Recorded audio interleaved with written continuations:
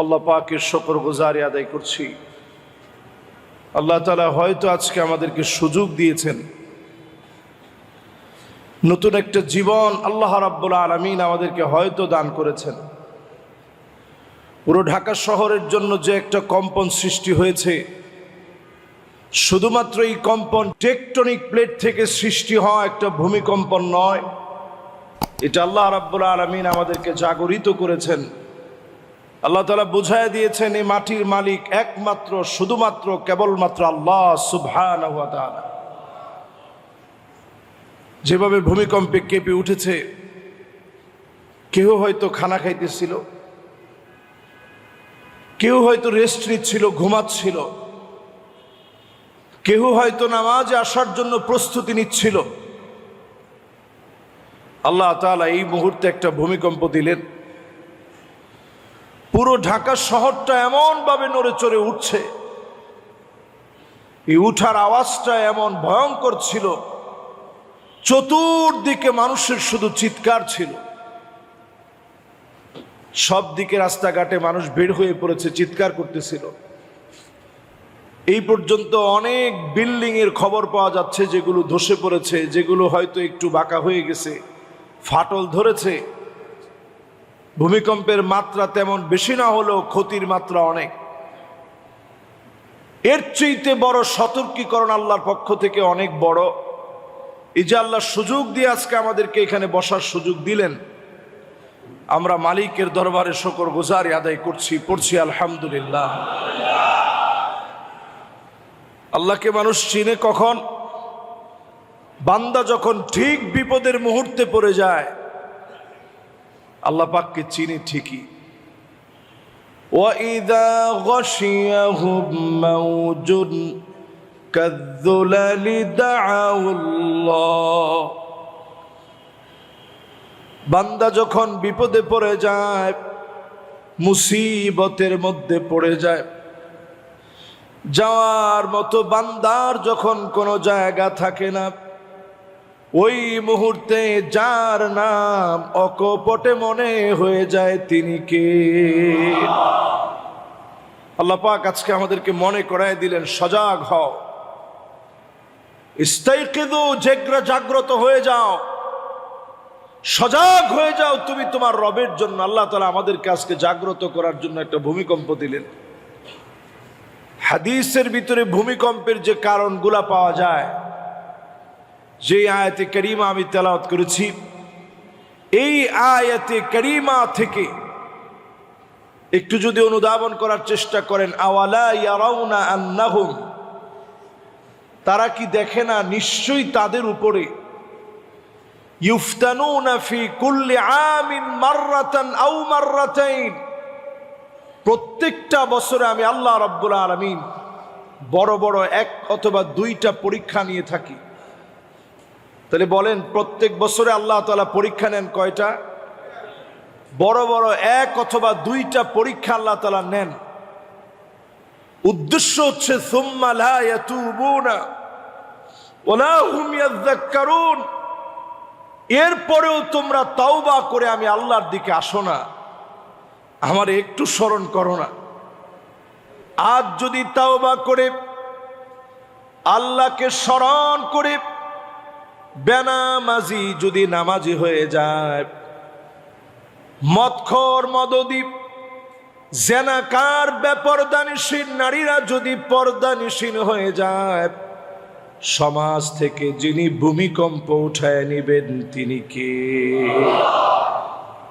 ভূমিকম্পের অনন্য কারণ ইদা তুখিদাল ফাইয়ুদ ওয়ালা, রাষ্ট্রীয় সম্পদ নিজের বানায় নিবে, রাষ্ট্রীয় সম্পদের ক্ষেত্রে আমানত থাকবে না।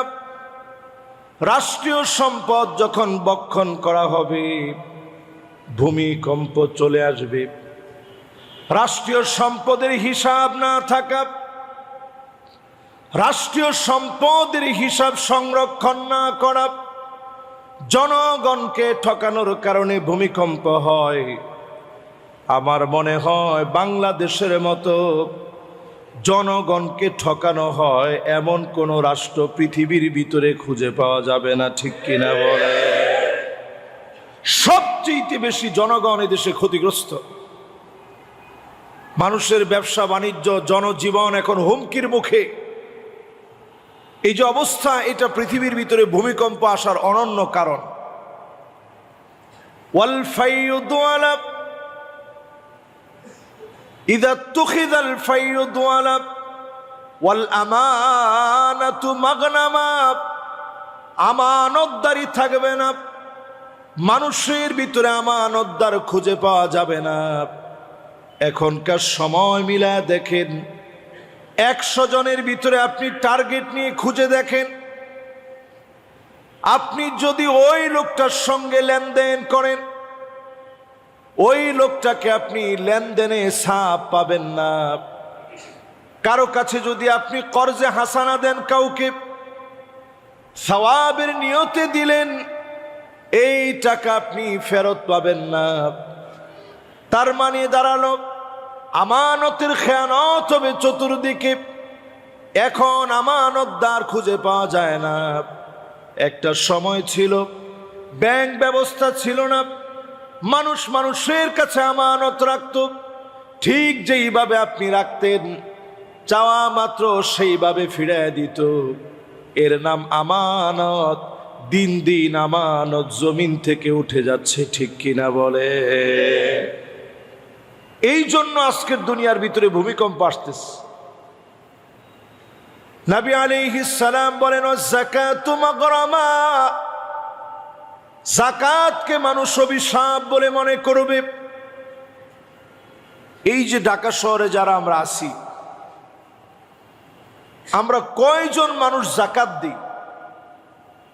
বাড়িওয়ালা বলেন, ব্যবসায়ী বলেন, ব্যাংকে আল্লাহ তাআলা অনেক অজস্র টাকা দিয়েছেন, লাখে 2,500 টাকা আপনি আল্লাহর জন্য দিবেন, আল্লাহ আপনি দিছেন, আমার কোনো ব্যক্তিত্ব শক্তির কারণে এই টাকা অর্জিত হয় না, আল্লাহ আপনি দিয়েছেন।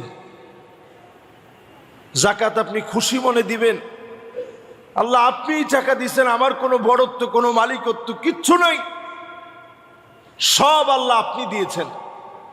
এটা মনে করে কয়টা লোক আমরা যাকাত দিই? এই সমাজের যদি প্রপারলি যাকাত আদায় করা হতো, 2-3 বছর সময়ের ভিতরে এই সমাজটা এমন হয়ে যেত, দরিদ্র খুঁজে পাওয়া যেত না। বড় আমাদের দেশে অভাব যে আমরা যাকাত দেওয়ার মতো লোক থাকলেও বাংলাদেশে একেবারেই আমরা যাকাত আদায় করি না। যারা আদায় করি তারা থোক বরাদ্দ দিই।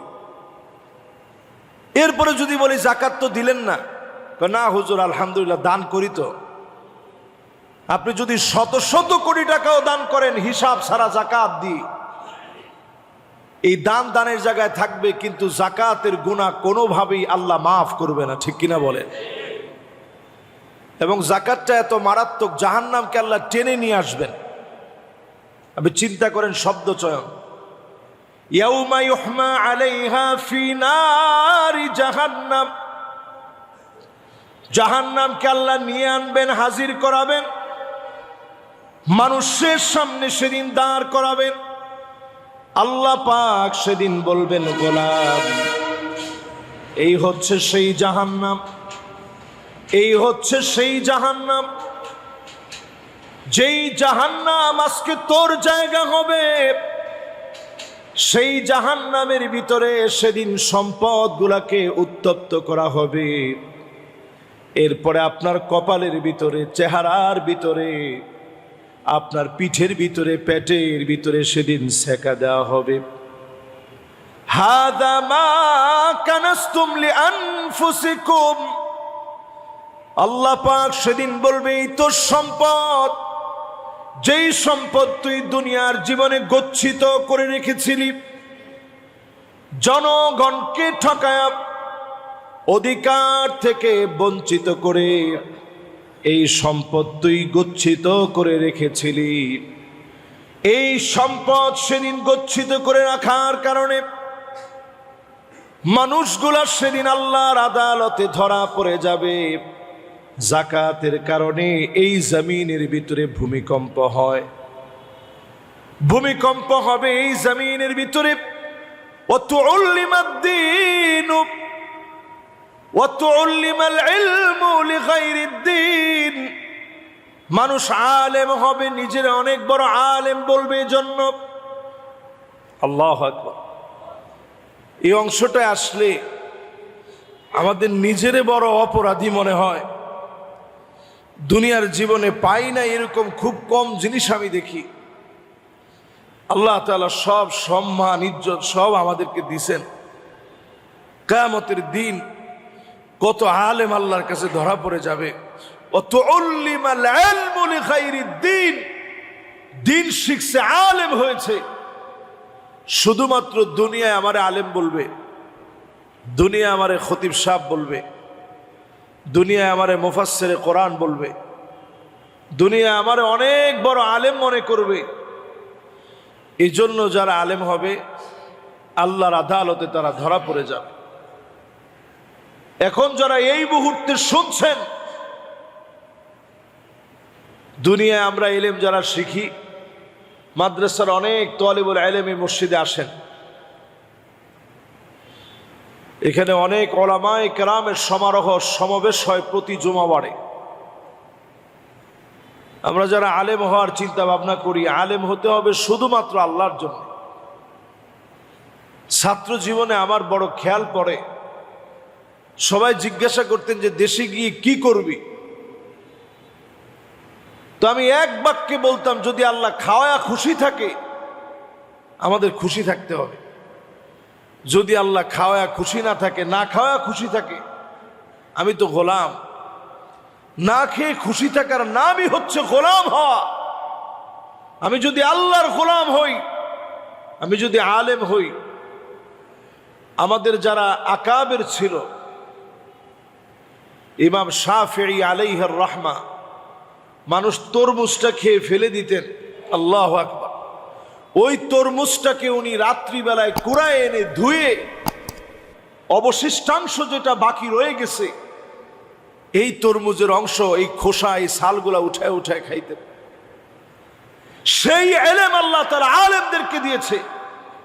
কিছু মানুষ দেখবেন আলেমদের সমালোচনা করে, কথা বলার সময় মোল্লা, কাঠমোল্লা, মুন্সি, হুজুর, আরে হুজুররা কি বুঝে, ইমাম সাহেবের পরামর্শ দেয়, ইমাম সাহেব সেজদাটা একটু আগে আগে দিতে পারেন, আপনার চাইতে বয়স কিন্তু আমার কম না, আপনার বয়স 30, আমার বয়স 70, ডাবলেরও একটু বেশি, আমি আপনার আগে রুকু সেজদা এখনো দিতে পারি, কিন্তু দেই না খালি আপনি ইমাম সাহেব দেখে। আরে মিয়া, যদি আপনি ইমাম সাহেবের আগে রুকু সেজদা করেন, শুধু নবীর উম্মত দেখে আল্লাহ আপনাকে ছাড় দিয়ে দিয়েছে, আপনি ইমাম সাহেবকে পরামর্শ দেওয়ার আগে চিন্তা করেন। আল্লাহর হাবিব বলেন, আমা ইয়াখশাল্লাযী আইয়ারফা রাসাহু ক্বাবলাল ইমাম, ইমামের আগে যে মাথাটা উঠায়, আও ইয়াহওয়ালাল্লাহু রাসাহু রাসাল হিমার, তার চেহারা গাধার মতো হয়ে যেত, শুধু হয় না নবীর উম্মত বলে, জোরে করে আল্লাহু আকবার। প্রিয় ভাইরা আমার, দুই একটা ঘটনা যদি এইরকম ঘটতো যে বের হইতেছে এই সময় চেহারা পরিবর্তন হয়ে গেছে, গাধার মতো হয়ে গেছে, মানুষ দেখার সাথে সাথে বলতো এই যে এই লোক ইমামের সাথে বেয়াদবি করছে। আল্লাহ তাআলা এত বড় আমাদেরকে অসম্মান করেন নাই, নবীজির দোয়ার কারণে আল্লাহ তাআলা আমাদেরকে এত বড় অসম্মান করেন। আলেমদের দাম আল্লাহর কাছে এত বেশি, সেই আলেম যদি ইখলাস পূর্ণ আলেম না হয়, লা খিলাস ইল্লা বিল ইখলাস, কোনো কিছু আল্লাহর কাছে যাবে না, যাবে শুধু ইখলাসটা। এই ইখলাস বাহ্যিক কোনো রূপরেখায় দেখা যায় না, ইখলাস লালন করতে হয় অনেক ভিতরে। এই জায়গায় যদি ঘাটতি হয়ে যায়, আলেম যদি দুরাচারী হয়, ওই জমিনের ভিতরে ভূমিকম্প হয়। তার মানে আমাদের প্রত্যেকের দায়িত্বটা কত বেশি একটু চিন্তা করে। এরপরে আল্লাহর হাবিব বলেন, আতাআর রাজুলু ইমরাতাহু, স্ত্রীর কথা স্বামী উঠবে আর বসবে, স্ত্রীর কথা মতো স্বামীরা চলবে, স্ত্রীর কথা মতো স্বামীরা চলবে, স্ত্রী যেমনে বলবে অমনে চলবে। আজ আপনি তাকায় দেখেন, নারী অধিকারের নাম করে নারীদেরকে এত বেশি প্যাট্রোনাইজ করা হচ্ছে, তাকায় দেখেন উম্মতে মুহাম্মাদি শেষ জামানার উম্মত। আজ আমাদের নারীরা এমন হয়ে গেছে, তাকায় দেখবেন এমন হয়ে গেছে, গড়ে গড়ে কাসিয়াতুন আরিয়াত, অধিকাংশ নারী এমন পোশাক পরে মনে হয় কোনো পোশাক পরে নাই। নিজেরা আবৃত করে রাখে এমন পোশাকে মনে হয় কোনো পোশাক পরে নাই। মেয়েরা ছেলেদের মতো ড্রেস আপ পরে, ওয়েস্টার্ন ড্রেস আপ করে, অবলীলায় যারা বের হয়ে যায়। এই ড্রেস আপ গুলার কারণে আল্লাহর গজব চলে আসে, জমিনের ভিতরে ভূমিকম্প হয়। একটু হিসাব মিলায়া দেখেন, যতগুলা নবীজি 1500 বছর আগে বলে গেলেন, আজকের ভূমিকম্প 5.7 মাত্রার ভূমিকম্প। রেখটার স্কেলে নরসিংদী থেকে মাধবদী থেকে ভূমিকম্প উৎপত্তি হয়েছে। যদি এর মাত্রা 9 মাত্রায় হতো, হয়তোবা আজকের এখানে বসে কথা বলার হতো না। বাংলাদেশটা এমন ভাবে পিছায় যেত, 1-2 দিনের জন্য নয়, 100 বছরের জন্য পিছায় যেত। ডিজিটাল স্বপ্ন শুধু ম্যাজিক্যাল হয়ে যেত, সব জায়গায় পড়ে থাকতো। পুরা বড় বড় বিল্ডিং গুলা সব সেজদা অবনত হয়ে যেত। আমরা হয়তো আল্লাহর কাছে চলে যেতাম, যার যার আমল নিয়ে হাজির হয়ে যেতাম। আজকের দিনে কল্পনা করেন কতজন আল্লাহর সামনে দাঁড়ায় যেতাম। আজকেও ফজরের নামাজটা আমরা আদায় করি নাই, আজকেও ফজরের নামাজ পড়ি নাই। আল্লাহ পাক যখন আমারে ডাক দিতে নাই, কেন ফজরের নামাজ পড়লি না? ফেরেশতারা ডেকে ডেকে আনতো তারিকুস সালাত। অনেকগুলা নামাজ পরিত্যাগকারী আজকে বাংলাদেশ থেকে বিদায় হয়েছে। আমাদের নামটা হয়তো ওই কাতারে চলে যেত। অসংখ্য লোকেরা বেনামাজি হয়ে দাঁড়াতো, অসংখ্য লোকেরা মালিকের সামনে চেহারা দেখাতে পারতো না। আজকে আল্লাহ তাআলা নতুন করে নরম একটা সংকেত দিয়ে দিলেন। বাংলাদেশের টেকটনিক প্লেট ফেটে আছে, বড় বড় ভূমিকম্প হতে পারে, 9 মাত্রার ভূমিকম্প হতে পারে। আমি আপনাদেরকে ভয় দেখাচ্ছি না, সজাগ করতেছি। এই জমিনের লোকগুলা যদি নামাজি হয়ে যায়, আল্লাহর কসম এ জমিন থেকে যিনি ভূমিকম্প গুলাকে উঠায় নিবেন তিনি কে? নবী আলাইহিস সালাম বলেন, আক্কা উম্মাহু, সময় আসবে এমন যেই সময়ে দেখবেন মায়ের সঙ্গে খারাপ ব্যবহার করা হবে, মায়ের সঙ্গে দুরাচার করা হবে। প্রতিনিয়ত মাকে ধমক দিয়ে কথা বলা হবে। এই জন্য জমিনের ভিতরে ভূমিকম্প হবে। আজকের জমানায় প্রযুক্তি যত বেশি উৎকর্ষ সাধন করেছে, আপনি হিসাব করে দেখবেন অধিকাংশ যুবক এখন মায়ের সঙ্গে খারাপ ব্যবহার করে, ধমক মেরে কথা বলে, জারি মেরে কথা বলে। ও যুবক, তুমি জারি মেরে মাকে কথা বললা, তোমার কারণে আল্লাহ রাগান্বিত হয়ে গেছে।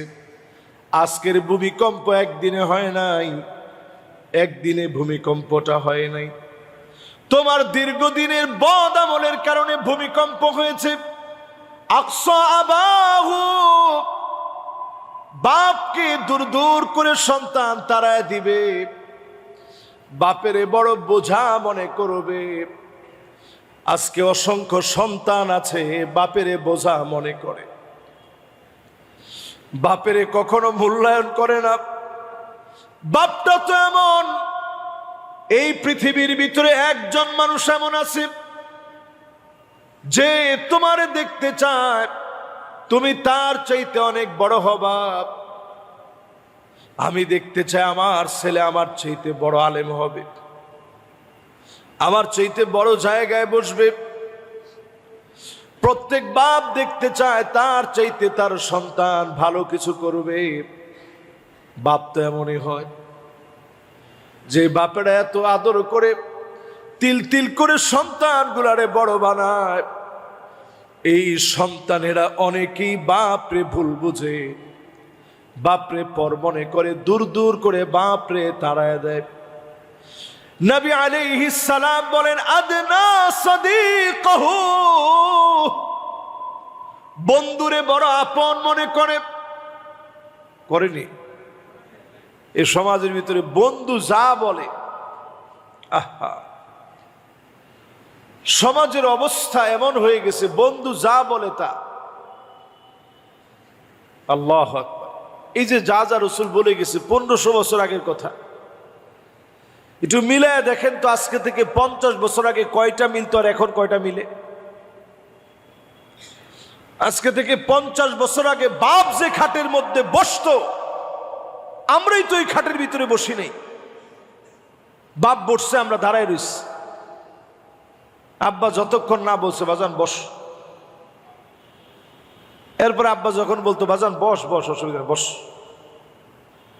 এটা শুধু আমি আমার আব্বার কথা বলতেছি এরকম না, আপনাদের ক্ষেত্রে এরকম হয়েছে না? বাপ মা যেই খাটের ভিতরে থাকতো বসতো, ওই খাটের ভিতরে সন্তান বসতো না, দাঁড়ায় থাকতো, যে এটা আমার আব্বা আম্মার থাকার জায়গা। আর এখন ট্রেডিশন এমন হয়ে গেছে, আমরা এখন সন্তানরা, আমার সন্তানই তো আমার তুমি তুমি করে বলে। এখন ট্রেডিশন হয়ে গেছে, এটা ট্রেন্ডিং চলতেছে তুমি তুমি বলা। তো এটারে আমি খারাপ বলি না, বলো, কিন্তু আপনি একটু চিন্তা করেন, আমরা কি তুমি করে বলতে পারছি? চোখে চোখে তাকায় বাপের সাথে কথা বলা তো অসম্ভব, তুমি বলা তো বহু দূর কা বাত হয়। কিসের তুমি বলা? বাপের চোখে চোখে তাকায় আমরা কথা বলতে পারি নাই। আর এখনকার সময় ট্রেন্ডিং এমন, বাপের কাছে এখন আমাদের আবদারের শেষ নেই। 50 বছর আগেই সমাজটা এমন ছিল না। বাপের মানুষ সম্মান ইজ্জত করত যেমন, আবার বন্ধু মনে করতো তেমন। সব কথা এসে বাপের কাছ থেকে পরামর্শ নিত, যে আব্বা আমি তো চিন্তা করতেছি এইভাবে পড়বো, কেমন হয়। কিন্তু এখন আর বাপের কিছু জিজ্ঞাসা তো করেই না। বাপ যদি বলে বাজান কি সিদ্ধান্ত নিলি, তুমি কি বুঝবা? বাপ মনে মনে চিন্তা করে, আসলে তো আমি কি বুঝবো, আমি তো এই যুগের লোক না। আল্লাহু আকবার। নবীজির কথাগুলা কত সত্য, বিশ্বাস করেন। 10:37 যখন ভূমিকম্পটা হয়, আমার কাছে মনে হইল যে এইবারের ভূমিকম্পটা একটু ভিন্ন রকমের। আমি গতকালকে কুমিল্লা মাহফিল শেষ করে দেবিদ্বার থেকে আসছি, ফজরের নামাজ পড়ে আইসা একটু ঘুমাইস। তো আমি অ্যালার্ম দিয়ে রাখছিলাম যে 11টার দিকে আমি ঘুম থেকে উঠব। দেখেন, অ্যালার্মের আগে আল্লাহ তাআলা একটা অ্যালার্ম দিয়ে দিছে, তোর অ্যালার্ম বাজার আগে তুই উঠে যা। প্রকম্পনটা এত ভয়াবহ ছিল, আমার হৃদয় কেঁপে উঠছে যে এত ভয়ঙ্কর একটা প্রকম্প হতে পারে, এত ভয়ঙ্কর একটা কম্পন হতে পারে। আর চতুর্দিকে মানুষের শুধু চিৎকার শুনছিলাম আমি। আশেপাশের মানুষগুলা বিল্ডিং থেকে দৌড়ে নেমে গেছে, যে আল্লাহ এই মনে হয় এবার ধরে ফেলছে। এরপরেও যদি আমরা নিয়ত শুদ্ধ না করি, শুধু ফেসবুকে একটা স্ট্যাটাস দেই, আহারে বড় একটা ভূমিকম্প হয়ে গেল, আল্লাহ বাঁচায় দিস, এরপরেও যদি নামাজের দিকে না আসেন, আল্লাহ তাআলা বড় মাপের ধরবে আমাদের। এরপরে নবী আলাইহিস সালাম বলেন, এমন সময় আসবে, যাহারাতিল আসওয়াতু ফিল মাসাজিদ, মসজিদের ভিতরে হট্টগোল হবে, ক্ষমতার দ্বন্দ্ব হবে, মারামারি কাটাকাটি মসজিদের ভিতরে শুরু হয়ে যাবে। আমি প্রশ্ন করতে চাই, এখন মসজিদের ভিতরে হট্টগোল আছে না? না, আপনারা যেরকম আছে বললেন, আসলে কি আছে? সারা বাংলাদেশে মসজিদের ভিতরে এখন হট্টগোল হয়, আলহামদুলিল্লাহ আমাদের মসজিদটা ব্যতিক্রম। এখানে খুতবা শুরু হয়ে গেলে পিনপন নীরব একটা পরিবেশ থাকে। এটা আল্লাহ তাআলার মেহেরবানি। আমি আপনাদের কাছে আল্লাহর শুকরিয়া আদায় করার পরে আপনাদের প্রতি কৃতজ্ঞ যে আপনারা কথাগুলো বোঝার চেষ্টা করেন। আচ্ছা, আমি বয়ান করতেছি, আপনারা যদি টুকটাক কথা বলা শুরু করেন, আমি কতটুকু বলে আপনাদেরকে বারণ করতে পারবো বলেন? কিন্তু আপনারা এই যে নিচ থেকে নিশ্চুপ হয়ে শুনতেছেন। আমার মুতাল্লি সাহেব আমি আসার সময় বলতেছিল, হুজুর আজকে একটু ভূমিকম্প নিয়ে বললেন। বাবু ভাই আসার সময় বলতেছিল, হুজুর একটু আজকে ভূমিকম্প নিয়ে বললেন। তার মানে আপনি বুঝতেছেন সবার ভিতরে একটা ধাক্কা লেগে গেছে। এই তো মনে হয় আমাদের সতর্ক হওয়ার সময় চলে আসছে, ঠিক কিনা বলে? প্রিয় ভাইরা আমার, নবীজি এরপরে বলেন, সাদুল কবিলা ফাসিকুহুম, ফাসিকেরা এলাকায় এলাকায় নেতা হয়ে যাবে, বড় বড় নেতা হবে।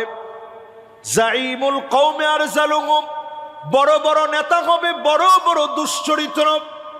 আল্লাহ নবী 1500 বছর আগে বলে গেলেন, অধিকাংশ জায়গায় কাউমে কাউমে এলাকায় এলাকায় ফাসিকরা নেতা হয়ে যাবে, বড় বড় নেতাগুলা হবে বড় বড় দুশ্চরিত্র। এমন অবস্থা এখন বাংলাদেশে আছে না? না, জাইমুল কওমে আরজালুহুম, সবচেয়ে বড় বড় নেতারা, আরজালুহুম সবচেয়ে নিকৃষ্ট চরিত্রের হবে। আমি আর ব্যাখ্যা বিশ্লেষণে যেতে চাই না, শুধু হাদিসটা বললাম, অনুবাদ বললাম, ঠিকঠাক আপনারা বলছেন। এবার আপনারা বলেন আসলে ঠিক? আল্লাহ রসুল বলছে বেঠিক হয় কেমনে মেয়া? 100% ঠিক। আপনি যেই নেতার পিছনে স্লোগান ধরেন, ওই নেতার যদি নামাজ না থাকে, ওইটা কেমন নেতা? কিয়ামতের দিন মানুষ বলবে, আল্লাহ ওই নেতারে হাজির করেন, নাজআলহুমা তাহতা আকদামিনা লিয়াকুনা মিনাল আসফালিন। দুনিয়াতে তো পারি নাই, আজকে তারে পায়ের নিচে দিয়ে তারপরে জাহান্নামে যেতে চাই। অন্তত তাকে আজকে এই জমিনের ভিতরে আসফালদের অন্তর্ভুক্ত করতে চাই। আজকে তারে অপমান যতটুকুন করার করে তারপরে যাব। একটু চিন্তা করেন কি জবাব আল্লাহর কাছে আমরা দিব। এরপরে এমন সময় আসবে, জহারাতিল কাইনাতুল মাআজিফ, চতুর্দিকে গান বাজনা বেড়ে যাবে, মিউজিক বেড়ে যাবে। এখন তাকায় দেখেন, অলিতে গলিতে বাড়িতে বাড়িতে এখন মিউজিক আছে না? না, আমাদের বিবাহ শাদীর ভিতরে ইজাব আর কবুল শুধুমাত্র মাশাআল্লাহ ইসলামী পন্থায় হয়। হুজুর একজনকে নিয়ে মোনাজাতটা ইসলামী পন্থায় হয়, বিবাহের খুতবাটা ইসলামী পন্থায় হয়। এছাড়া বাকি যা আছে এই সবটাই আমাদের দেশে হয়, যার মধ্যে ইসলাম নাই। মিউজিক দিয়া শুরু হয়, জোরে কন কি দিয়া? আহারে, আপনি বরকত কেমনে আশা করেন? আইসারুহা মাউনা, বরকত হবে ওই বিয়ের ভিতরে যে বিয়া সহজ হবে। আর আমাদের বিয়ের ভিতরে সহজ তো দূরে থাক, বিয়ের নাম নিলেই 10 লাখ টাকা অনুষ্ঠানে খরচ, 10 লাখ টাকা যৌতুক, এগুলো আছে না নাই? তো ভূমিকম্প হবে না কি হবে কোন? এরপরে নবীজি বলেন, শুরিবাতিল খামর, এই জমিনে ভূমিকম্প হবে, প্রচন্ড ভূমিকম্পে কেঁপে উঠবে, শুধুমাত্র কেবলমাত্র অনন্য কারণের ভিতরে অন্যতম কারণ মদ পানের কারণে। চতুর্দিকে মদ পান হবে, শুরিবাতিল খামর, চতুর্দিকে মানুষ মদ পান করবে, দেদারসে মানুষের ভিতরে মদ চলবে। কেমন যেন মদটাকে নিষিদ্ধ হওয়ার পরেও মানুষ বৈধ বলে মনে করবে। এখন বাংলাদেশে মদের লাইসেন্স পাওয়া যায়, লাইসেন্স করে তারপরে তিনি মদ খান। আহারে মানুষ কবে শুধরাবেন? কবে আল্লাহর দিকে আসবেন? কবে একটু নিজেরে পরিবর্তন করবেন? কবে নিজের নামাজ হিসাবে দেখবেন? বয়স চলে যাচ্ছে। যারা আমার সামনে বসছেন, আর 3-4টা মিনিট সময় নেই। আজকে জীবনে তো আর কথা না বলতেও পারতাম। যারা আমার সামনে বসছেন, প্রিয় ভাইয়েরা আমার, জীবনের একটা সময় থাকে সবই, একেবারে জীবনের ছোটবেলা, শিশুকাল।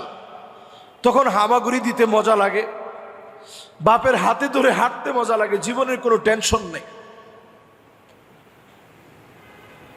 10 বছর পর্যন্ত এই সময়টাকে সবই বা জীবনের শিশুকাল বলে। এখান থেকে মানুষ চলে যায় গোলাম। একটু একটু তখন বাপেও চট থাপ্পড় দেয়, নামাজ চল, ঠিক নেই, এটাকে বলে গোলাম। এই 10 থেকে নিয়ে 15 বছর বাপ মায় শাসন করে, এটা করিস না, এটা কর। আগে সব আদর করে বুঝাইছে, এখন হালকা হালকা হালকা হালকা একটু মাইটের দেয়, এটাকে বলে গোলাম। এই সময়টা অত্যন্ত সেন্সিটিভ। এরপরের সময়টা সাবন, পূর্ণ যৌবনা, যুবক। এই সময়টা শুরু হয় আমার আপনার জীবনে 15 বছর থেকে শুরু করে 40 বছর পর্যন্ত বয়সটাকে যৌবনের সময় বলে। মানে আপনি বালেগ হয়ে গেছেন, এই সময়টা আল্লাহ তাকায় থাকে আপনার দিকে। শাবুন নাশা ফি ইবাদাতিল্লাহ, ও যুবক, এই সময়টা তুমি আল্লাহকে ডাকার সময়, এই সময়টা আল্লাহকে ডাকার সময়। এই সময়টাতে যে যত বেশি আল্লাহর কাছে প্রিয় হবে, তত বেশি মালিক আপনারে আপন বানায় নিবে। এই সময়টাতে যে যত বেশি আল্লাহরে ডাকবে, আরশে আজিমের নিচে জায়গা হয়ে যাবে, মালিক বড় আদর করে ভালোবেসে নিবেন। যুবকেরা যদি পরিশুদ্ধ হয়ে যায়, এ সমাজ পরিশুদ্ধ হবে। এরপরে একটা সময় আসে 40 থেকে নিয়ে 60, এটাকে মুদ্দাতুল কুহুল বলা হয়। চোখের নিচে দেখবেন সুরমা দিলে যেমন দাগ পড়ে, 40 থেকে 60 বছরে সুরমা ছাড়া অটোমেটিক্যালি ঘুম কম হওয়ার কারণে দাগ পড়ে যায়, ঠিক নেই?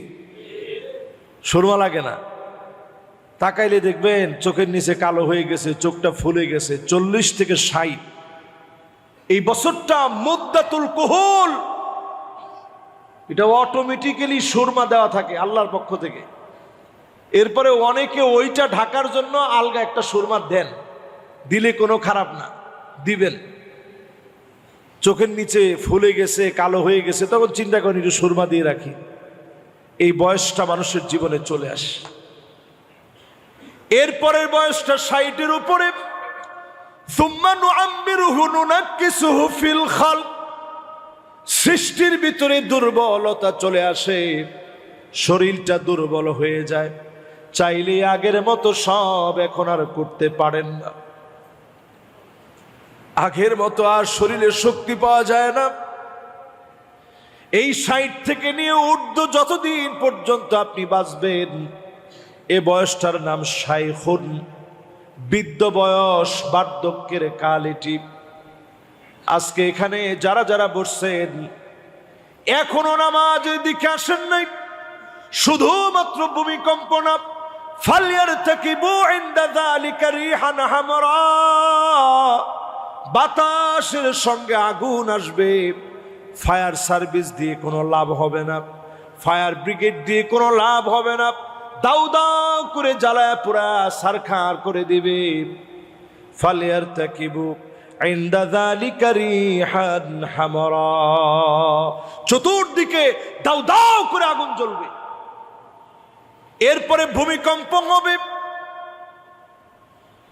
এরপরে এই জমিনের ভিতরে নতুন নতুন আযাব আসবে, রোগ শোক চলে আসবে, জায়গায় জায়গায় মানুষ নতুন নতুন রোগে মারা যাবে। এখন ক্যান্সার কম না বেশি? এই যে রেডিয়েশন, এই যে কথা বলতেছি রেডিয়েশন, হাতের ঘড়িতে রেডিয়েশন, এই যে ফ্যানের রেডিয়েশন, সব জায়গায়, হাতের যে মোবাইল এটার মধ্যে রেডিয়েশন। আপনি মাইপা দেখবেন রেডিয়েশন মাপার একটা যন্ত্র আছে, ডিটেক্টর আছে, আপনি মেপে দেখবেন এটার মধ্যে আসে 2900, ঘড়ির মধ্যে আসে 2300, মাইকের ভিতরে ধরলেও দেখবেন 2200 আসবে। সুইচে ফ্যানে সবগুলা মিলায়া দাও দাও করে আগুন জ্বলার মতো জ্বলতেছে।